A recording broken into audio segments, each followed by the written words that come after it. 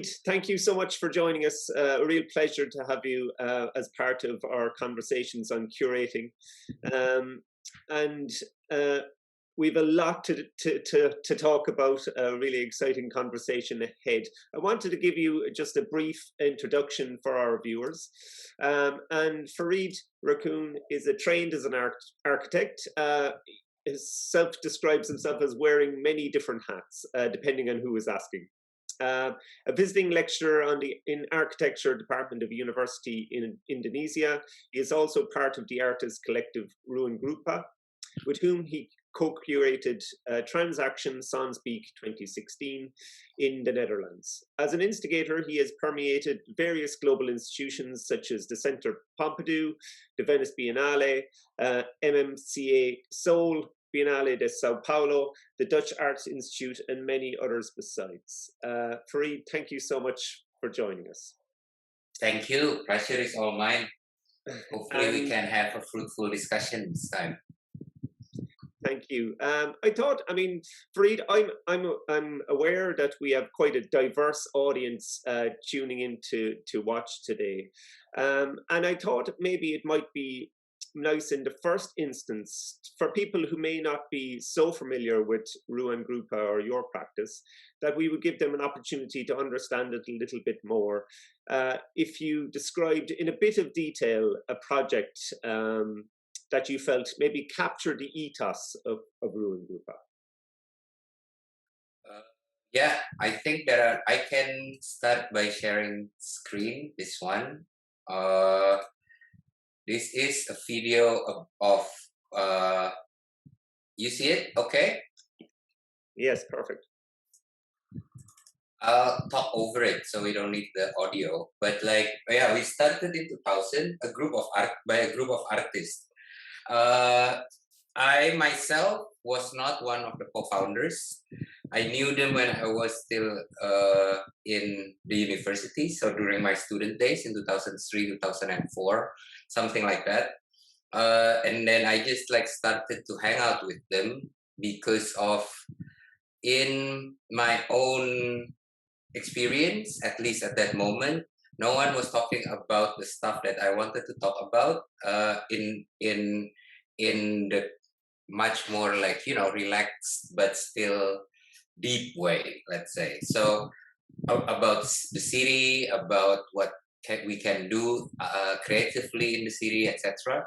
Then ruangrupa, I think, like provided me with that group of people. So we're just like a lot of times we started not with productive mindset, let's say. And then as you can see also like in the images, like we started with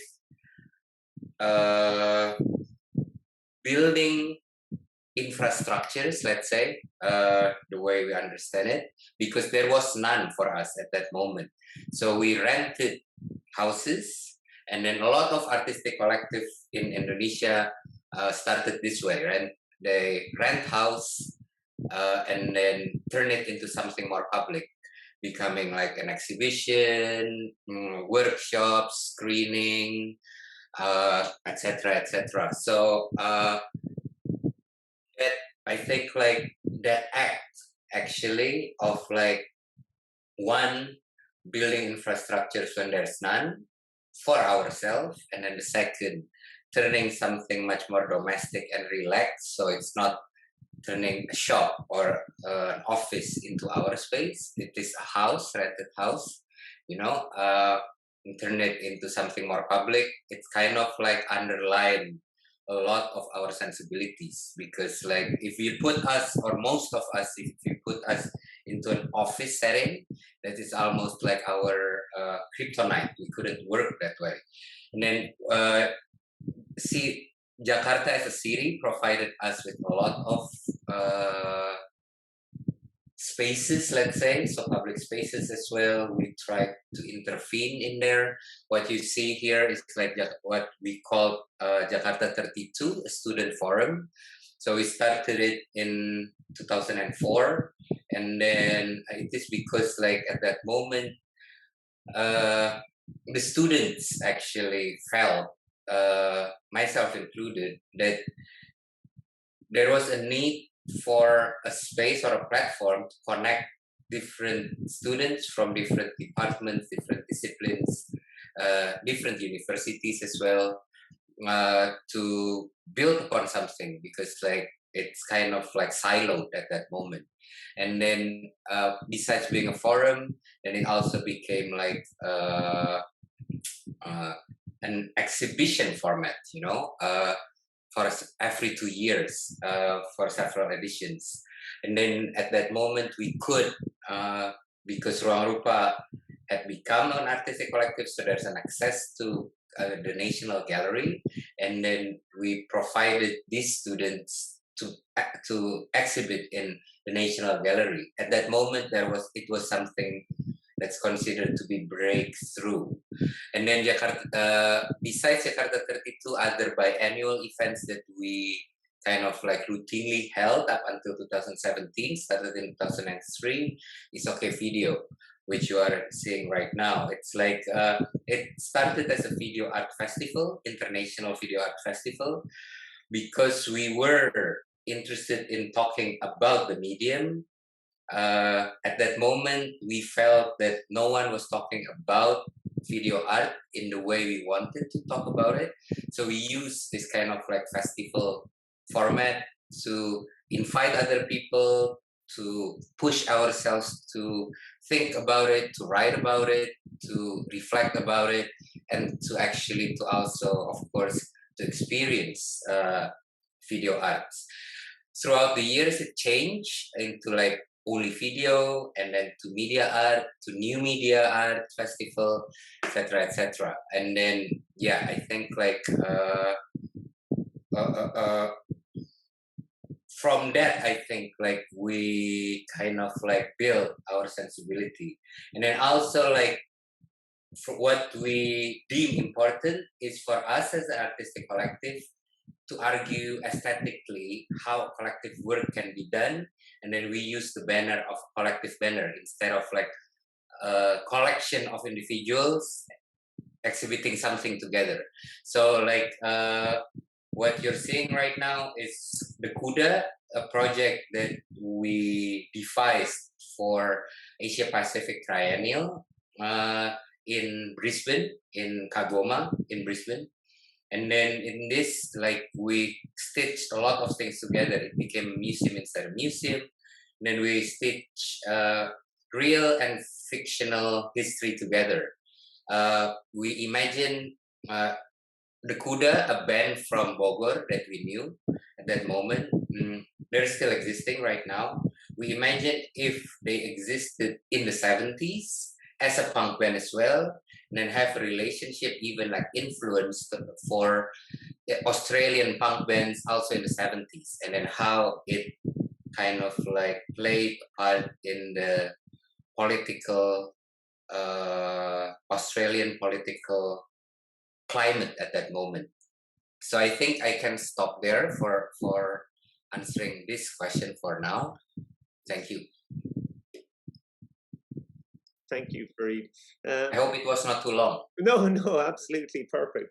I think maybe it might be interesting at this point if we go back to, I suppose, the political, social, kind of economic scene in Indonesia around the late 90s and 2000s, because it was quite a significant moment in the country's history, and perhaps that in a way spawned a lot of new types of thinking, and in turn the establishment of ruangrupa. So I know obviously not a founding member, but you will be aware of maybe the mindset of the individuals that set the group up, and I suppose that drive to do this, a student-led organization, and maybe that kind of an early kind of development of ideas and ethos. Yeah,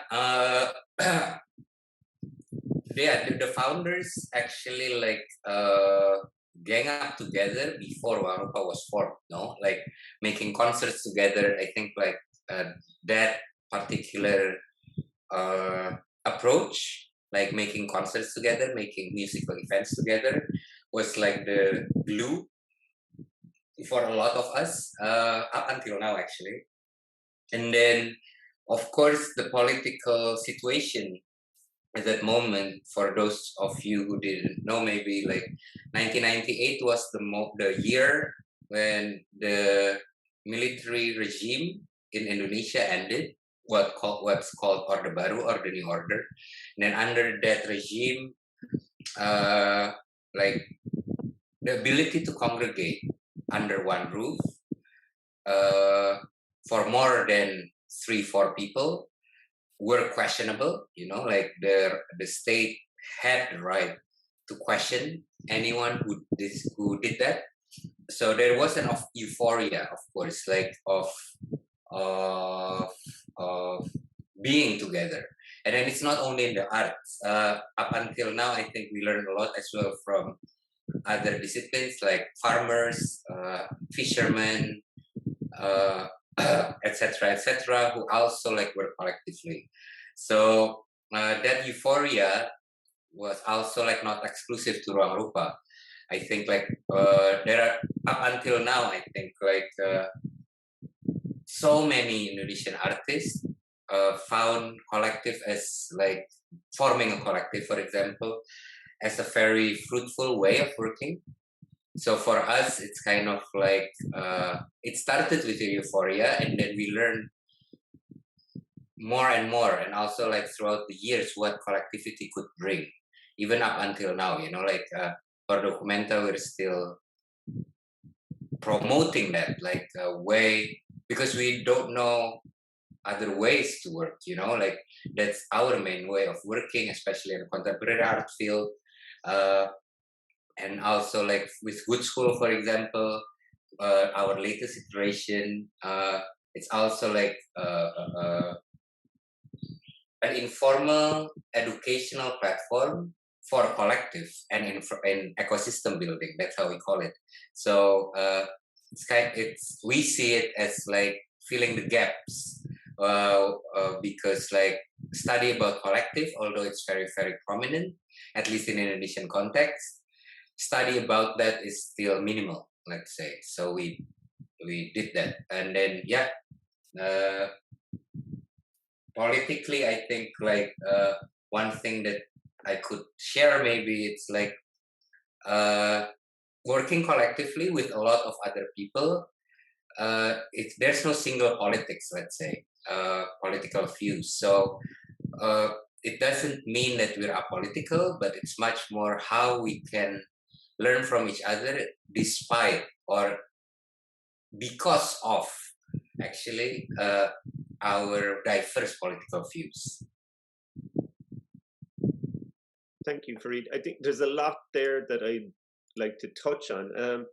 But maybe just begin with, I suppose when ruangrupa formed in 2000, there was many collectives happening at that stage in Indonesia, in Jakarta. There was a lot of this, as you say, this kind of, I suppose, in a sense, euphoria around this newfound freedom.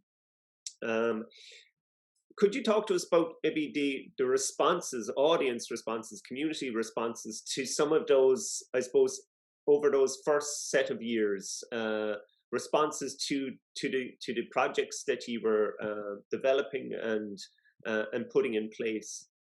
Mm-hmm. Yeah, thank you for the question.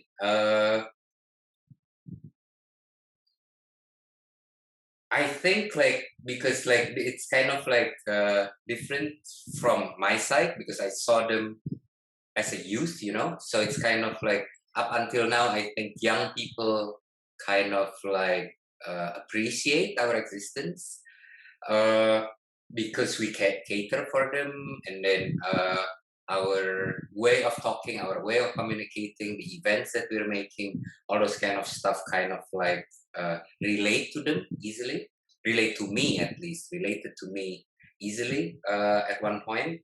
But I think like from the older generation, let's say, they didn't think about us that seriously, maybe. Because we were young, no? Like a lot of young people's challenge of like know what we're doing. We have to prove ourselves. What we're doing sustain. That's one. Then the second one is actually we also contribute to a big, not only for our gang, let's say, but bigger scheme of things. And then I think throughout the years we've kind of proven that.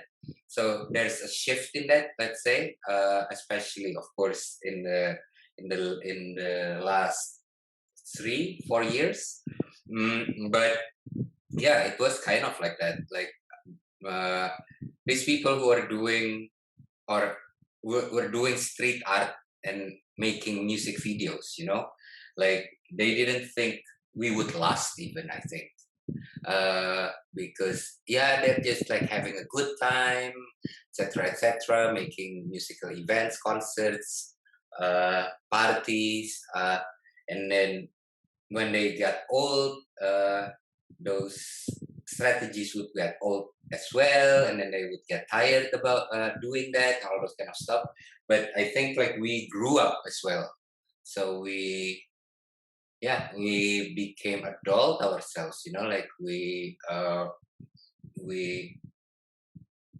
life happened to us, and then still happening, and then we were able to utilize it for our own benefit, let's say, because we're still here up until 20 plus years. So it is even in history, it's already like a feat in itself, to keep on doing what we're doing as a group for that long. And I guess for the informal approach to, I suppose, methods and process and outcomes, and also an openness to welcome in new collaborators continuously from so many different backgrounds, has always meant that the projects have been really exciting, probably for you members as well as for audiences. Would that be fair to say? Yeah, you have to ask the audience, but like for like the audience, but yes, the excitement, I think like the excitement comes from that openness, yes, and then like we don't dismiss things, I think. Like of course we cannot please everyone, that's not the point. We're also not a public institution that has certain type of mandate to do. Like we we we are interested and we are curious all the time on how different people do different things. When it becomes like conservative, conventional, or proven ways, I think we are less interested in it. But I think like that's why it keeps on refreshing. But I think like the race of novelty also is a trap. So growing old or older is actually we realize the value of sticking to what you know. Like for example, trend can come and goes. Collectivity, I think, or collectivism is another trend that can come and go. But for us, we have to try, because we are not doing it because of trend, let's say, but we are doing it because that's the best way we know how to do things. So we're sticking with it, let's say. And you touched on earlier, Fareed, about, I suppose, the continuous elements of your output in terms of OK Video and Jakarta 32 degrees. I mean, those, I suppose, retaining those elements of a overall program is probably really useful in terms of, I suppose, tracking the change that might occur while keeping consistent to your beliefs. Would that be fair? Yeah, I think that's a timely question as well, because I think like on Friday I just had a meeting with the OK Video team right now. OK Video stopped being a festival after 2017 because because we moved to good school, you know, one. So like focus is different a bit. Making a festival also in after 2017, we question it as well because like the conditions are different compared to when it was in 2003. So we were also already sitting in, I don't know, as an archive, I think like 2000 plus titles or works or of video or slash new media art. So what we can do with this archive, you know, so it became like another focus for now. But uh, the, one of the team is kind of like younger than me, so experience okay video in a different way. I think like for them, uh, yeah, it was interesting to hear them saying that. But for them, the festival or the readings that okay video from 2003 up until 2017 provided for them was actually missing still, you know.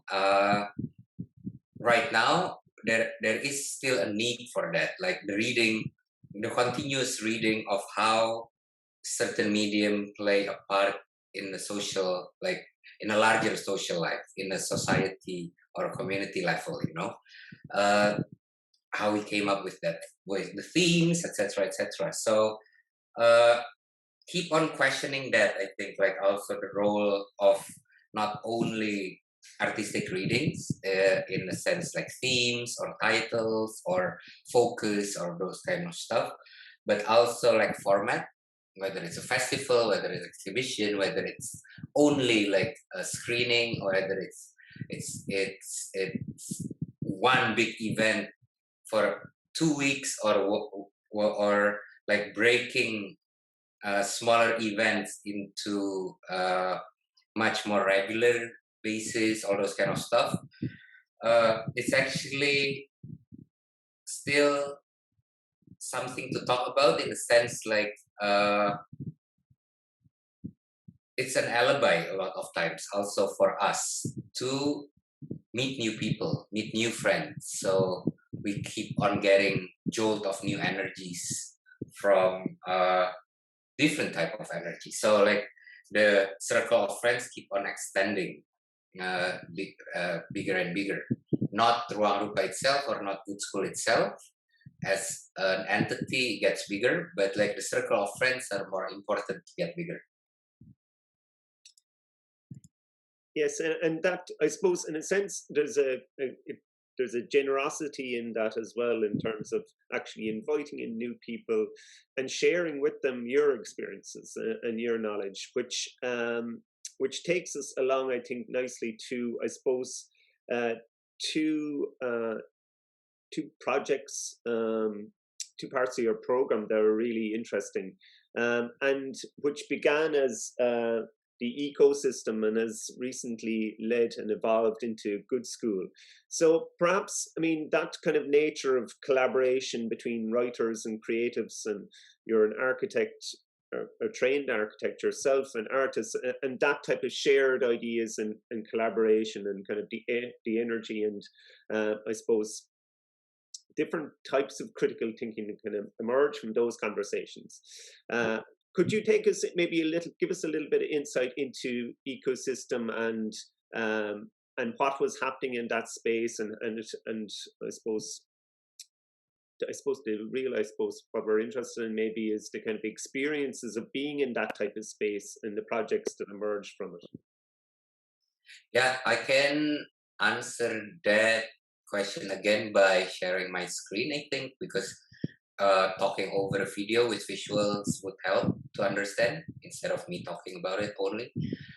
I hope you see it. Perfect. Yeah.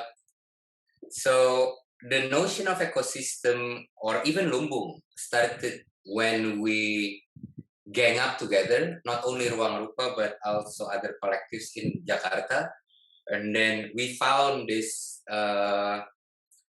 ex warehouse space in central of Jakarta, like central south of Jakarta, and then it was disused. So we kind of like found it, and then had this idea to gang up together and do something together, and became what could be understood right now. At that moment, we didn't understand it that way, but right now, collective of collectives. So not only like fighting, even like as I said, like the entity could be small, still. So keep the size of small because small is beautiful for us. But because of the connections we have, because of the friendships we have, it could get bigger in scale of operation, let's say. So this was big, actually too big for us. Like the indoor space was 3,000 square meter per building, and we took 2 buildings, so it's like 6,000 square meter indoor space at that moment. And then because of that experience, we kind of like realized the importance of sharing resources together, and then how to govern it collectively as well. And then since 2016, we experimented with that notion of lumbung, which maybe some of you would know as like a working concept for Documenta 15. But this when we were doing this, that was the moment when we kind of like realized that we need to co-govern together, we need to trust each other, we need to be transparent to each other, and then base our projects or our endeavors afterwards through that values, and then I think I can stop this one and then continue to good school. Schools to be collective and which is like why we, maybe the question became like why we thought to become an educational platform. So after doing that Gudang Sarina ecosystem, the X Warehouse ecosystem for more or less 2 years, several collectives kind of like stick with us together. So we stick with them together as well. And then namely Serum and Grafis Suruhara. Those are 2 other collectives that with Ruangrupa co-founded Good School. We thought further on considering ourselves as a collective of collectives. We hold a lot of resources, and then our intention was to share these resources even further, let's say, especially knowing how the artistic and cultural realm in Indonesia has grown, and then we saw a lot of interesting things were actually happening outside of the cultural capitals of Indonesia, namely Jogja, Bandung, and Jakarta. Jakarta is only the third, not even the main cultural capital. But outside of these cultural capitals, interesting stuff are actually happening. So how could we become a resource for these interesting things to happen, how could they use us? That's actually the basic premise. And then after talking, and then Serum actually were formed by a lot of people who graduated from artistic pedagogical background. So they're supposed to be teachers.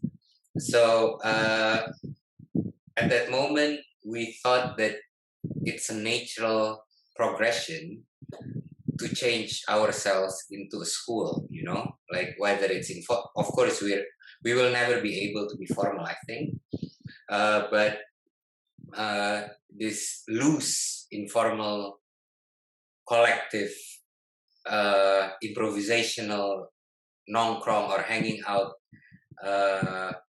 sensibilities can be transferred or can be applicable to educational process or processes, even like many. So it's kind of like that's the curiosity we started Good School with, let's say. So yeah, maybe I'll stop there for now, and we can continue Yes. with other questions. And I suppose that kind of sense of improvisation and informality is so key to, I suppose, the nature of a collective and to the nature of your work. So it's that transition into an educational space, but then we, you know, as you've demonstrated in your practice, you're always learning, and I suppose it's maybe sharing that ethos and that kind of spirit of openness and of constant learning that is so key to the model of Good School. Yeah, it's very fair. And then it's also kind of like we have a regular program every year, let's say. So started in the end of 2018. So right now we're almost finishing our third batch.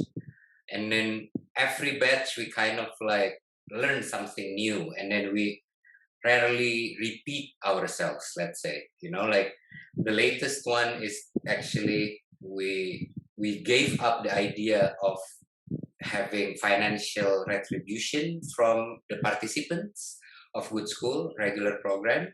So it's all for free. And then we work with collectives from Indonesia instead of individuals. And then the fourth batch we're preparing right now is actually like we're taking the opportunity as well to become much more interlocal. So from other locals, not only from Indonesia, but also maybe it would be interesting to take other locals to be part of that journey together, let's say. Super, Fareed. I wanted to ask you a little bit now about, I suppose, taking that collective and community spirit that is so key to the practice and bringing it to an international stage. So before we get to Documenta, perhaps I might take you back to 2016 and to Sonspeak. Yeah. And to another kind of large-scale exhibition with collateral events program that ruangrupa curated. Would you be able to talk to us a little bit about Transaction and I suppose how you sought to bring some of your ethos onto an international stage? Yeah, thank you very much. Again, I think like it would be easier and nicer for me to do it while sharing my screen with the video. So Sonsbeek, as you said, like it happened in Arnhem, the Netherlands in 2016. It was kind of like brought back to life. It was brought back to life after several years of vacuum. So hopefully they could do it after 2016 and 2020 with Bonaventure in Gikung and the team every 4 years. So let's hope it's going to sustain that way. But for us, this is also like a very learning, like full of learning moments doing this. Because it's the first moment for us as a collective to curate, not in our own context, let's say, so outside of Indonesia. Not as an artist, but as a curator, for example, and then how could we do something like that, So one thing that we kept doing, even we're doing it as well in Documenta in Kassel right now, is to open a space. So in Sonsbeek in Arnhem, we started our curatorial process with opening a space called Ruru House or Huis in the Dutch way of writing that. And then we're opening. We are already operating Ruru House in Kassel as well. But I think like the difference would be like the scale and the opportunity offered to us are actually kind of like, for a documenta, for example, is so much larger than Sonsbeck. So in Sonsbeck, it's still like traditional. We're still doing a traditional curatorial position. So we pick artists, we talk to the artist on where they're going to exhibit their work, and then they have a designated space, or etc., etc. And then I think like the difference with Documenta, I think like we extend the invitation. I can share the screen for Documenta, maybe starting right now. We started to share the imagination of what an edition of Documenta could be relatively early to what we called like Lumbung members. So of course they're still functioning as traditional artists, let's say. They're going to exhibit in Documenta 15, but it's much, the relations runs deeper than that. We're talking also on how we could imagine a participation in something like Documenta could bring back benefit to their local ecosystems. So not only to Indonesia, but also to each context of Lumbung members, you know. So economical thinking, communication thinking, educational thinking, publication thinking, you know, like the list goes on. We're thinking about that, and we're imagining things together with these Lumbung members, let's say from, not from the get-go, but like very, very early on the process when we devise Documenta 15. And I think like one thing that I can share maybe is this, like as a diagram. We imagine Documenta 15, sorry to jump to Documenta, but like it's related to Sonsbeck, I think, because we learned from our mistake there. One is, for Sonsbeck, we were taken as a group of people named ruangrupa, you know, taken to do an exhibition outside of our context for kind of long time, you know, like it's quite relatively long time. And then when we did that, we realized also we were trapped in a situation where we had to do other people's agendas, and then we had to forget a little bit of our main homework here in our own context. So we made sure that we wouldn't do the same for Documenta. That's why we proposed Lumbung as something that we are doing already for Documenta, whether they're interested in being a part of that journey. And then, so this journey of Lumbung, we are using the opportunity to be part of Documenta 15, let's say. And then Documenta 15, the 100 days in Kassel next year, will be an important stop in the journey together, but it is not going to be the only stop. We are going to continue that journey together, and then having other stops in the future. That other stops we're still in the dark of what it could be, but like that's why I think like Documenta 15 would be a very vital, pivotal, and generative stop of this journey. But it's very important for us to make sure that by doing Documenta 15, we're not being extracted, and we're not also extracting other practices from their context. So they need to have that quality of sustainability already embedded in them, and then by taking part in Documenta 15, they're actually kind of like guaranteeing or like even practicing the sustainability further. and also like further in the understanding of what I said before, maybe not as for them to become bigger in entity, but their impact could be bigger in their own like local ecosystem.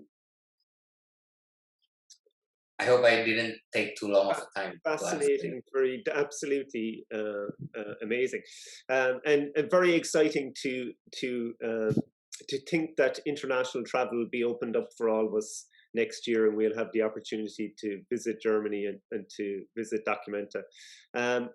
It has been, I think we're kind of at the kind of point where we need to conclude today's discussion, because I think we want to keep plenty of time for questions from the audience.